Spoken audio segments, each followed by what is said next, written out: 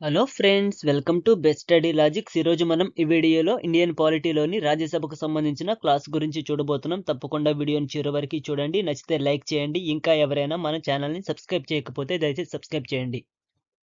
రాజ్యసభ, దీనినే council of states అని కూడా అంటారు. రాజ్యసభ నిర్మాణానికి సంబంధించిన ఆర్టికల్ 80వ ఆర్టికల్. రాజ్యసభకు గల పేర్లు: ఎగువ సభ, పెద్దల సభ, పరోక్ష సభ, కౌన్సిల్ ఆఫ్ స్టేట్స్, శాశ్వత సభ. రాజ్యసభ గరిష్ట సభ్యుల సంఖ్య 250. ప్రస్తుత రాజ్యసభ సభ్యుల సంఖ్య 245. వీరిలో రాష్ట్రాల నుంచి 225, ఢిల్లీ నుంచి 3, పాండిచేరి నుంచి 1, జమ్మూ కాశ్మీర్ నుంచి 4 ఉన్నారు. రాష్ట్రపతిచే నియమించబడేవారు 12 మంది. రాష్ట్రపతి కళలు, సాహిత్యము, శాస్త్ర సాంకేతిక రంగాలలో ప్రతిభావంతులైన వారిని నామినేట్ చేస్తారు. రాజ్యసభకు కేంద్రపాలిత ప్రాంతాల నుంచి ఎన్నికయ్యే సభ్యుల సంఖ్య 8 మంది. వీరిలో ఢిల్లీ నుంచి 3, పాండిచేరి నుంచి 1, జమ్మూ కాశ్మీర్ నుంచి 4 ఉన్నారు. రాజ్యసభ సభ్యులను రాష్ట్రాలలోని విధానసభ సభ్యులు పరోక్షంగా నైష్పత్తిక పద్ధతిలో ఎన్నుకుంటారు. రాజ్యసభ సభ్యులు రాష్ట్రాలకు ప్రాతినిధ్యం వహిస్తారు. అందుకే రాజ్యసభను రాష్ట్రాల మండలి అంటారు. రాజ్యసభ సభ్యుల అర్హతలు: భారతీయ పౌరుడై ఉండాలి, 30 సంవత్సరాల వయస్సు నిండి ఉండాలి, పార్లమెంటు నిర్ణయించిన ఇతర అర్హతలన్నీ ఉండాలి. రాజ్యసభ సభ్యుల యొక్క పదవీ కాలము 6 సంవత్సరాలుగా ఉంటుంది. రాజ్యసభ అనేది శాశ్వత సభ, ఇది రద్దు కాదు. సభ్యుల యొక్క పదవీ కాలము 6 సంవత్సరాల పాటు ఉంటుంది. అయితే మొత్తం సభ్యులలో 1/3 వంతు మంది సభ్యులు ప్రతి 2 సంవత్సరాలకు పదవీ విరమణ చేయగా అంతే సంఖ్యలో సభ్యులను ఎన్నుకోవడం జరుగుతుంది. రాజ్యసభ చైర్మన్: భారత రాష్ట్రపతి అధికార రీత్యా రాజ్యసభకు ఎక్స్ అఫీషియో చైర్మన్ గా వ్యవహరిస్తాడు. దీనికి సంబంధించిన ఆర్టికల్ 89. రాజ్యసభలో రాజ్యసభ చైర్మన్ కి ఓటు అనేది ఉండదు.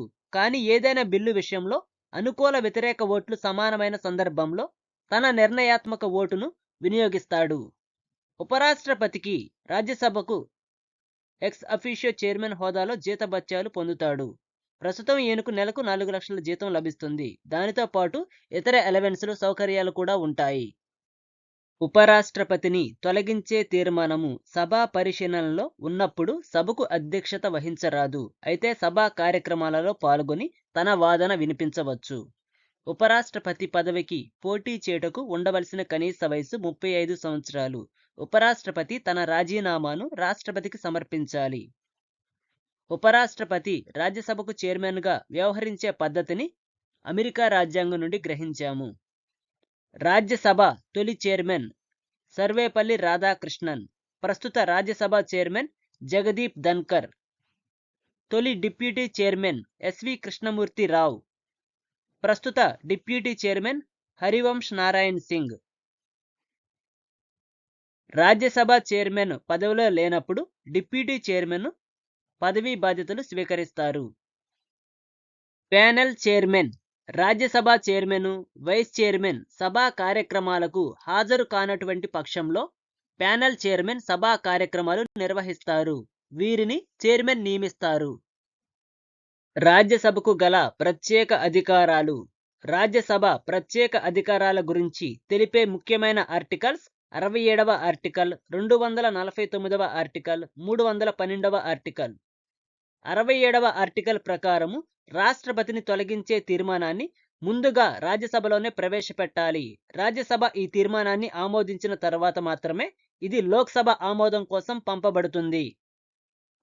249వ ఆర్టికల్ ప్రకారము రాష్ట్ర జాబితాలోని అంశాలపై చట్టాలను రూపొందించాలి అంటే తీర్మానాన్ని మొదట రాజ్యసభలోనే ప్రతిపాదించాలి. జాతీయ ప్రయోజనాల దృష్ట్యా రాష్ట్ర జాబితాలోని అంశంపై చట్టం చేస్తుంది. రాష్ట్ర జాబితాలో ఏ అంశాన్ని అయినా ఉమ్మడి జాబితాలోకి రాజ్యసభ 2/3 వంతు మెజారిటీతో ఒక తీర్మానాన్ని ఆమోదించి బదిలీ చేయవచ్చు. అటువంటి బదిలీ చేయబడిన అంశంపై పార్లమెంటు 1 సంవత్సరం పాటు చట్టాలు చేయవచ్చు. 312వ ఆర్టికల్ ప్రకారము నూతన అఖిల భారత సర్వీసులను ఏర్పాటు చేసే ప్రతిపాదన ముందుగా రాజ్యసభలోనే ప్రవేశపెట్టాలి. ఎక్కువ రాజ్యసభ స్థానాలు గల రాష్ట్రాలు: ఉత్తరప్రదేశ్లో 31 ఉన్నాయి, మహారాష్ట్రలో 19, తమిళనాడు 18, పశ్చిమ బెంగాల్లో 16 రాజ్యసభ స్థానాలు ఉన్నాయి. ఆంధ్రప్రదేశ్ 11, తెలంగాణలో 7 రాజ్యసభ స్థానాలు ఉన్నాయి. సమావేశాలు. పార్లమెంటు సమావేశాల తేదీ, సమయాలను రాష్ట్రపతి నిర్ణయిస్తారు. పార్లమెంటు కనీసము ప్రతి ఏటా 2 సార్లైనా సమావేశం కావాలి. అలాగే ఏ 2 సమావేశాల మధ్య కాల వ్యవధి అనేది 6 నెలలకు మించరాదు. సాధారణంగా పార్లమెంటు సమావేశాలు ప్రతి ఏటా 3 సార్లు జరుగుతాయి. బడ్జెట్ సమావేశాలు ఫిబ్రవరి, మార్చి మధ్య జరుగుతాయి. వర్షాకాల సమావేశాలు జూలై మరియు ఆగస్టు మధ్య జరుగుతాయి. శీతాకాల సమావేశాలు నవంబర్, డిసెంబర్ మధ్య కాలంలో జరుగుతాయి.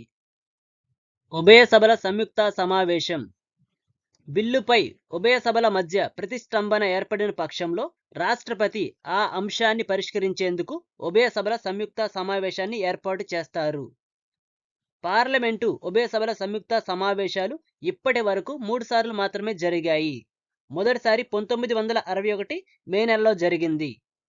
వరకట్న నిషేధ బిల్లు విషయంలో జరిగింది.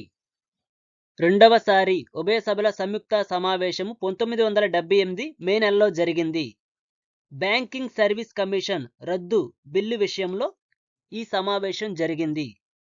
మూడవసారి 2002 మార్చి 26వ తేదీన ఉభయ సభల సంయుక్త సమావేశం జరిగింది.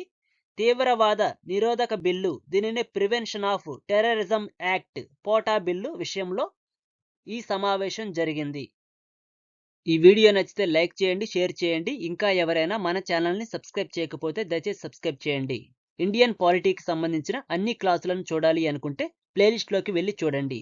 ఒకవేళ మీకు ఏదైనా టాపిక్కి సంబంధించిన లేదా ఏదైనా సబ్జెక్టుకి సంబంధించిన వీడియో కావాలి అనుకుంటే కామెంట్ రూపంలో తెలియజేయండి.